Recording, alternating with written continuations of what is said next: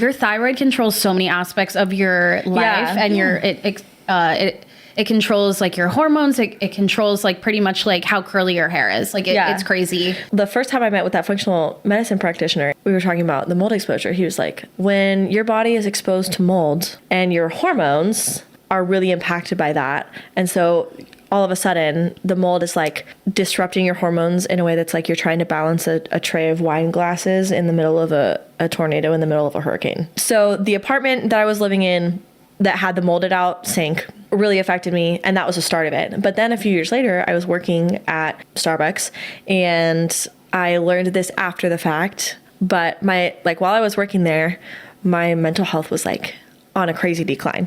I would kind of only have them on days that I worked, sometimes at work. And then there were times where I would like go home for a holiday and not work for several weeks, and I was like feeling okay. And then I would go back and it would come back just as bad. I was telling my doctor that, and they were like, oh yeah, there's mycotoxins in mold spores in coffee beans.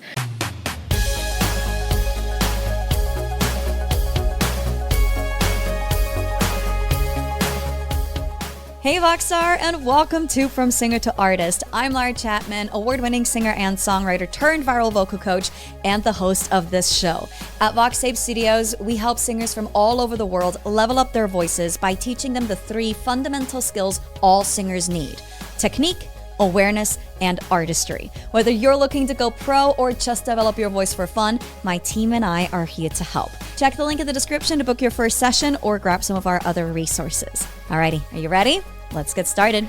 Today's episode is going to be a little bit different than, here's how you do X.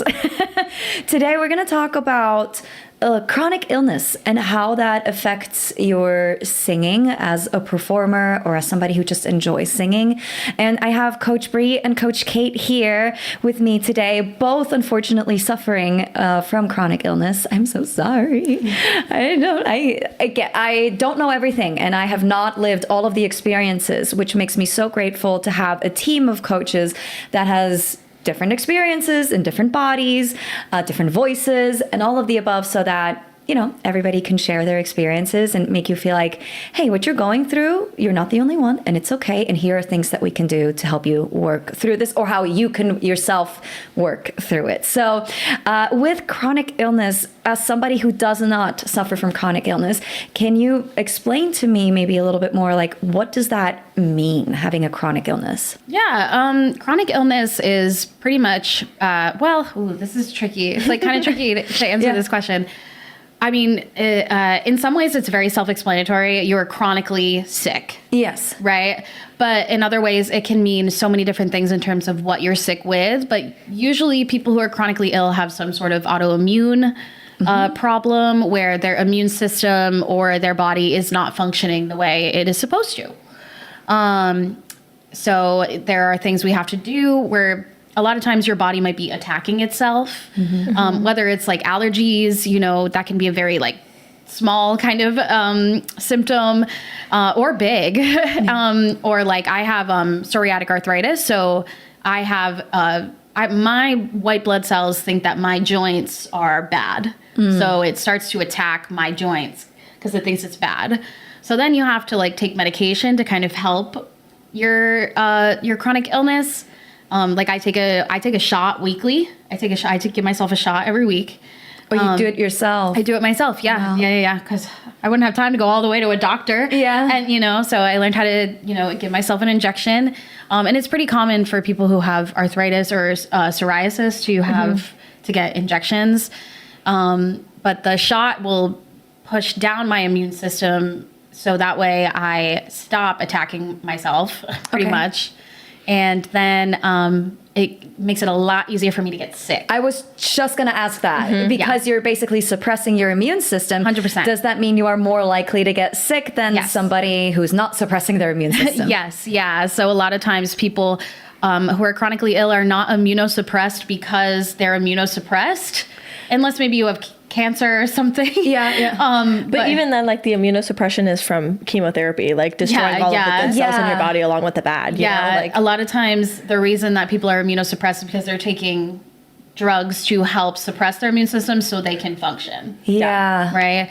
So a lot of my life has been having to be careful, like when there was a panini, when there was a pandemic. A panini. Have you guys heard that? No, I have not. Oh, you haven't heard it? Heard Yeah. that. Sometimes people will call it something different just because, pandemic is a hot word right now. But like when there's a pandemic, like the first few months of that were really scary for me because I was on an immunosuppressant drug. Yeah. So being immunocompromised can cause a lot of extra problems, but being chronically ill and also being a performer can have a lot of struggles and a lot of expectations for performers are to like work. Like, I don't, Yeah. I feel like if you are a performer, a singer, you're doing it all. You're picking up the gear, you're driving the hours to the gigs, you're doing all of this stuff, you're getting 4 to 5 hours of sleep, and that is just not something that I was ever able to do. Even like at my like strongest, like in college, I would not have been able to do any of that stuff. So it's kind of learning about like what your body needs, which is kind of, the thesis statement of what being a singer is, I feel like, is learning about your body and what it needs. But yeah. How has the experience been for you, Bri? Well, I don't have to do anything as crazy as that. I have celiac, which is classified as an autoimmune disorder. And so that means like I have to eat gluten-free, but also means that if I am exposed to gluten, it like causes more harm inside my body than just like an upset stomach. But also It's a very political. Yeah. Political way of saying it. Shitting your brains out. She said it. I'm also gluten free, so I can. But you have a way more severe reaction. Yes, yeah, she has a way more severe. But also, like, one thing that has like affected me honestly far more than that is mold toxicity and like a chronic inflammatory. I forget what the acronym was. But in college, I was living in a dorm that the bathroom sink was rotted out with mold, and we didn't know. Like the first week we moved in, there was a box or two of like tampons and pads that like got soaked through, and I was like, why are these wet? Threw them away. It never happened again. We never thought anything of it until I like got sick that semester, and then couldn't get better, and then couldn't get better, and then couldn't get better. And then I went home, and my mom was like, I really think I've been thinking so much about all your symptoms and what's been going on, and like, I think there's mold in your apartment somewhere. And I was like, that makes no sense. The walls are cinder block. And it was the wood in our bathroom sink cabinet. And once I went home for Christmas break, my symptoms cleared up because I was out of that environment for several weeks, and then went back, and not a week or two later, the same symptoms started coming back. And I was like, oh, nobody can tell me that it's not freaking here. Yeah. So we had to fight with housing. But they did come and replace that sink. That's awesome. And after they did, those symptoms got better. Now, so in the short term, that problem went away, right? But the long term was like years and years went by, and I started having other symptoms pop up and happen because of this. Because when you are exposed to mold, your body... It's a huge trigger for your body doesn't get rid of it. Yep. Your body stores it for like ever, unless you go through like a detox protocol. Ew. But it started causing like PCOS, or at least caused my PCOS to get worse, which is polycystic ovarian syndrome. Makes your menstrual cycle really irregular. It is characterized by like cysts on your ovaries, which I've never had like imaging done to confirm that, but like hormonal labs of like the ratio of like, most people are diagnosed by having too much androgen or like too much testosterone. And it was actually that I had no estrogen. Interesting. When I got my testing, and I think I was 22, and they were like, you have postmenopausal levels of estrogen in your body and regular levels of testosterone. So that's why like my regular like gyno didn't catch it. And It's making me want to get tested for PCOS. so I take 200 milligrams of progesterone nightly. Really? Yeah. Which my mom is also taking Wow. because she's perimenopausal right now. Oh my God, that's so funny. Right? Like, so she's, You're Yeah. on HRT. Mm-hmm. Yeah. yeah, Life-saving. life-saving HRT? hormone replacement therapy, which has helped Sorry, to like regulate. all these acronyms. I'm like, Yeah. I lost it. Which, like, once I started taking that, it helped regulate my periods. Like, Yeah, I'm sure. I would not get them for 35 to 60 days at a time. Wow. I've never had a regular period in my life. So that's why I think I had PCOS the whole time, but this just made it worse. But then another symptom that I started having maybe 2 years after living in that mold apartment was I started getting migraines. I've never had migraines before. And it was blinding, and it was disrupting my daily life, and it was like impacting my ability to go to work and look at screens. And I was trying to do all of these different things, like wear blue light glasses, which I still do, and like work that into my routine. And when I'm like under a lot of stress, like those migraines will flare back up. But we've mostly gotten them under control. And that, like, the doctor that I was working with was a functional medicine practitioner that also had like an MD, like worked and studied like in the Vanderbilt system. I also saw a functional studied in medicine Western doctor. medicine, but also studied functional medicine. So they had the full scope of everything. And they were like, this is all because of the mold. It was like a chronic inflammatory Yeah. Trigger. disorder. Yeah. Yeah. Yeah, I have kind of a similar story, but I was a lot younger when I first experienced. I started when I was like, I must have been like in 4th or 5th grade. I got like Scarlet's fever. Like, Stop it right now. literally, I got Did you get Scarlet's fever when you were No. younger? I was That's gonna just say. like unheard of. No, literally, I had like a fever of like 104, and one of the things that can get triggered from high fevers is like a rheumatoid or like a psoriatic, like autoimmune thing, right? I remember having a really, really high fever. My parents were like, this is bad. And I ended up, obviously I'm alive, but if it had been the olden days, I wouldn't be here. And me and my other friend who has Crohn's disease were always joking like, yeah, we wouldn't be alive if there wasn't modern medicine. But yeah, that was, I think, one of my biggest triggers. But mold is a huge thing. And my house, my family's house, like that I grew up in, is a little bit older. I'm sure there's mold. You know what I mean? Yeah. But it's crazy how those things can really trigger your autoimmune system to go haywire. You know, I was probably, who knows what actually caused, like, well, you kind of have like a very specific trigger. I'm not sure 100% what caused my chronic illnesses, but a few years later, I had a thyroid problem.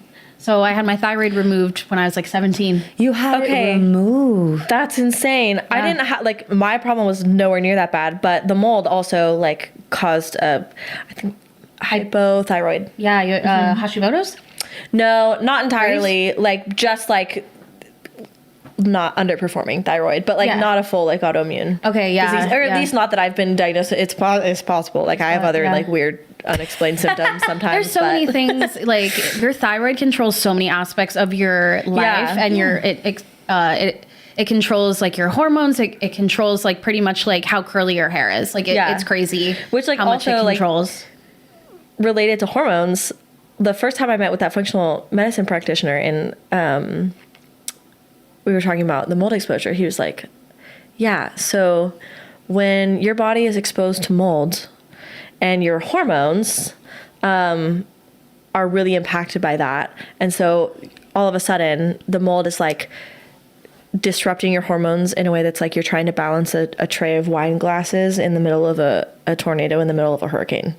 Whoa. That's how he described it to me. And I was like, oh, yeah. Which also like, so the apartment that I was living in that had the molded out sink really affected me, and that was the start of it. But then a few years later, I was working at Starbucks, and I learned this after the fact. But while I was working there, my mental health was like on a crazy decline. And I was like, this makes no sense. Like, why am I like unable to cope? I started getting panic attacks like every week, but I would kind of only have them on days that I worked, sometimes at work.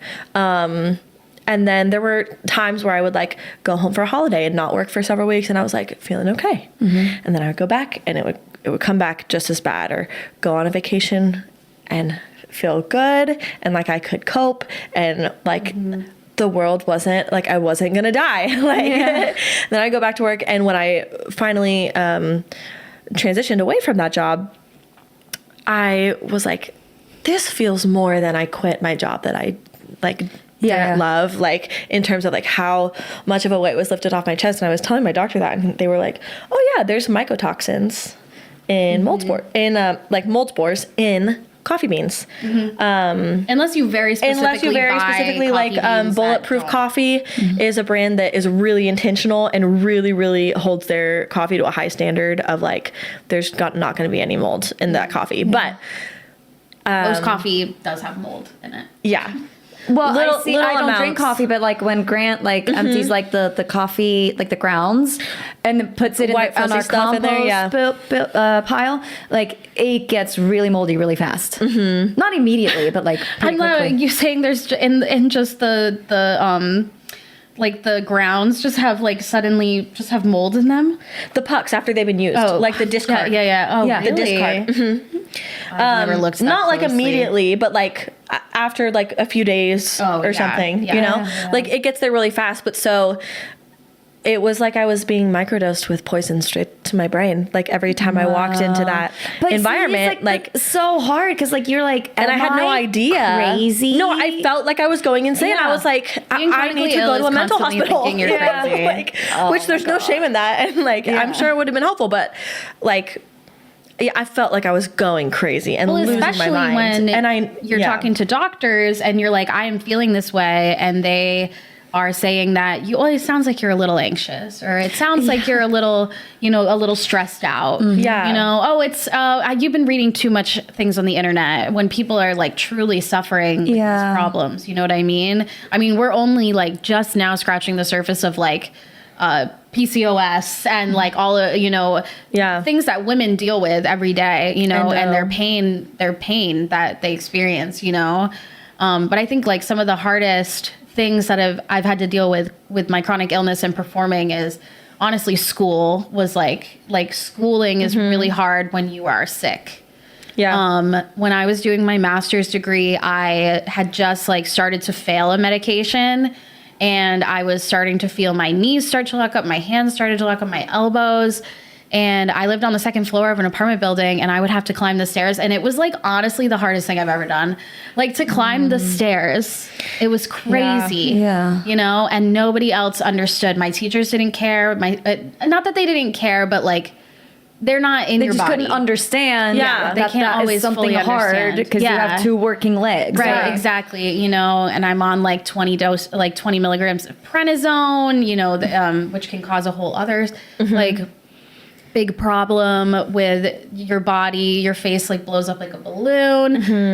You're hungry all the time, literally all the time. Did you get angry? Oh, like yeah. anytime that I've ever been prescribed steroids, like I get so irritable, like and angry when I'm like coming off of a dose. Because the prednisone makes you feel so happy, makes you feel like you could do like backflips. It's like speed on speed. I'm like, it feels don't so take good. coffee on the day that you're taking a steroid. And I will say I was only ever prescribed those when I was like dealing with like long-term like sinus infections or stuff like that. Like that's really what that was treating for me. But I made the mistake a couple times of like I took my morning like prednisone from the Z-Pack and then like drank a coffee like normal, and then I was like, oh my god, like that's a lot on your stomach. Oh my god. And on your heart. But I learned. It's the expectation that you can do everything that everybody else can all the time, because at the end of the day, like you just can't. And you have to just be honest with your teachers, with your friends, with the people around you, because if they don't know, most of the time they can't see what you're dealing with. You know what I mean? It's so much of a thing to struggle with, like an invisible illness, right? And like singing I is have so, a lot to learn there because, like I said, like I have not suffered from anything. I never get sick. I don't have a chronic illness. Sure, I broke my skull one too many times, but that's like the only thing. That's like the only thing that's ever happened to me. And so Not hit your head, broke the bones. Broke skull. Yeah, Okay. 3 times. Oh my God. Christ, And okay. I always say, like, when I fall on my head. But the point being, like, and I'm not saying this to brag or anything, but like, I'm a high performing individual. Like, Yeah. I go, and I can go for a really long time before I crash and burn. Yes. And my husband is the same way. Yeah. And we work like it's nobody's business. And Yeah, we can. you guys do. And Yeah. it's fine. No, yeah. And then it is so hard for us to understand that other people can't. Well, I can do that for like a day, and then it takes me like 3 days It'll to take recover. me like 3 days to recover. Yeah. Yeah. Like, You know? I've been saying this, that, like, as we've been visiting, it's like, okay, I'm here for 3 days. And then the next day I go to the UK for a week. Yeah. And then I will probably have to be horizontal for like 3 days after Yeah. I get home, because my body just cannot handle environmental changes as well as like other people can, you know. And I tried Or, like, so hard to changes be in mindful sleep of that. No, you did. You did. Yeah, when you like made the schedule for all these episodes that we're recording. I'm like, all right, we're gonna schedule breaks and we're gonna do this and we're gonna do that. But I can do 30 episodes in 3 days, no problem. Right. No, exactly. And which is really fucking cool that you can do that.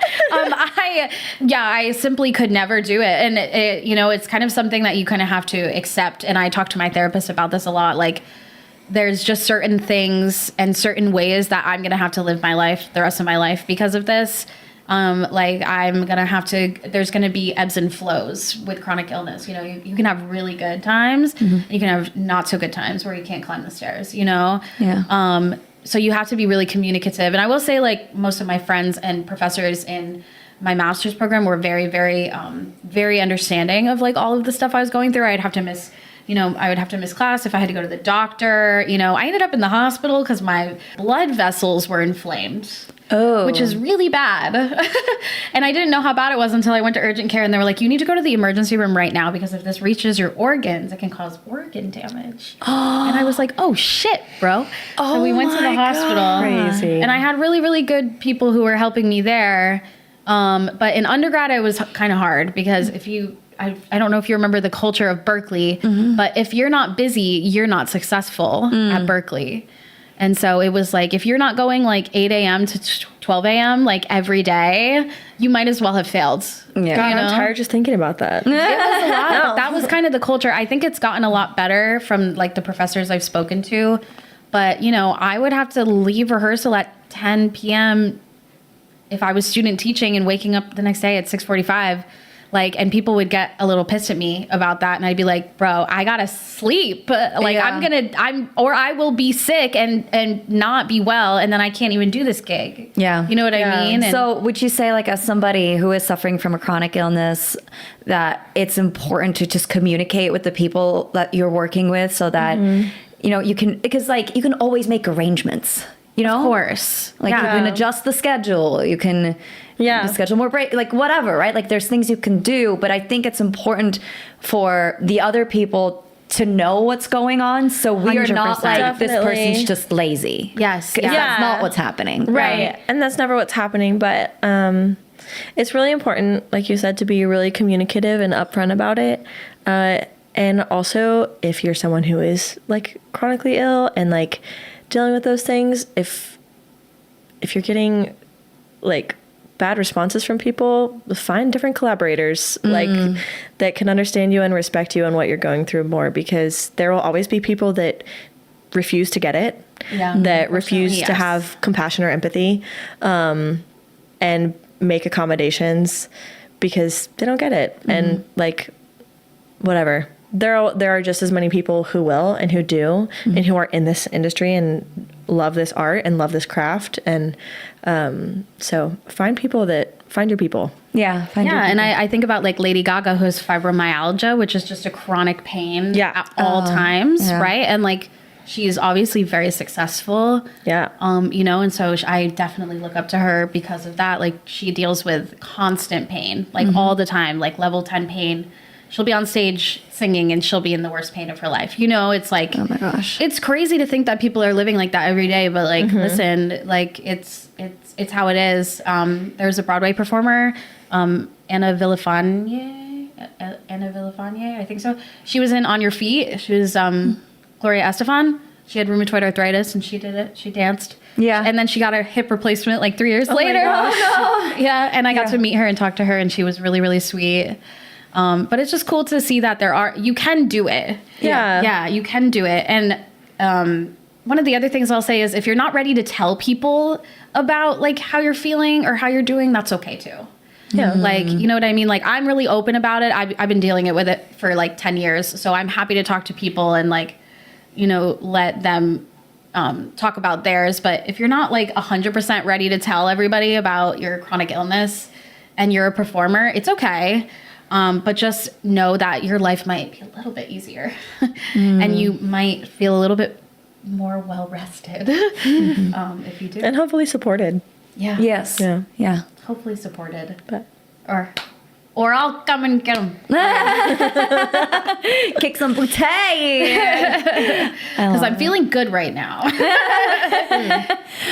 Very cool. Thank you guys. Anything else? I don't think so. I don't think so. Get plenty of sleep. Yeah. Get lots of sleep. Sleep Yeah. is the best. Yeah. Like, Laura can skimp on sleep and she's probably fine. I think you even not said that me. before to me. Yeah, I do like getting a good amount of sleep. And I think for women in general, we need more sleep than men too. Oh, definitely. So, you know, I do need my sleep, but I can function without it, but not like Yeah. constantly. Like I could not live off of 5-6 hours a night every night. I can't. Yeah. I need my 8 to 9 hours. No, yeah. But I can sustain it for a little bit. Yeah. But eventually I'm like, no, I need I need my to beauty sleep. Yeah. And, you know, rest can look so different to so many different people, too. So that, you know, Yeah. like some people, their resting is like going on a walk, right? Like that's Yeah, my like an fiance's active way to rest. Yeah. I don't know how he does it. It's very impressive to me, but I need to be like, and maybe it's not watching TV, you know, for 8 hours either, which is not really how I like to rest either. My rest kind of looks like maybe I'm coloring, maybe I'm doing something with my hands, you know. So rest can look different, you know, so that's something to keep in mind. Yeah. Great. Thank you, ladies. I hope you're both feeling okay. We are. Rocking and rolling. Woo! Thank you guys for tuning in. I hope this was helpful. Just kind of see, hey, like it's okay what you're going through. You're not the only one. There's other people experiencing it too. That doesn't like diminish your feelings, right? It's not like No, whatever. yeah, but it's definitely good to hear when Yes. other people have things. Yeah. Yes. So, you know, listen to your body. If you feel comfortable communicating what's going on, do so that the rest of us, we can understand what's happening. And I shall also try and do a better job myself to just be like, okay, I don't know the reason why this and this and this is happening with this and this person, but there might be, you know, like they might not be ready to tell me, but there's a reason for it. And not just like they're just lazy and they don't know how to work. Because that's like the easy conclusion that most people just come to, right? Yeah. And that's not necessarily what's happening. So I will do my best to do my part of this job too. So thank you for sharing. I appreciate it. Thank you guys for tuning in. If you have any questions, I will be happy to relay your questions to these two beautiful people. Or if there's anything I can answer too, I will be happy to help as well. But keep singing, okay? Keep having fun. Keep enjoying yourself and go to bed. Alrighty. Go to bed. We'll catch you guys in the next episode. Bye. Yeah.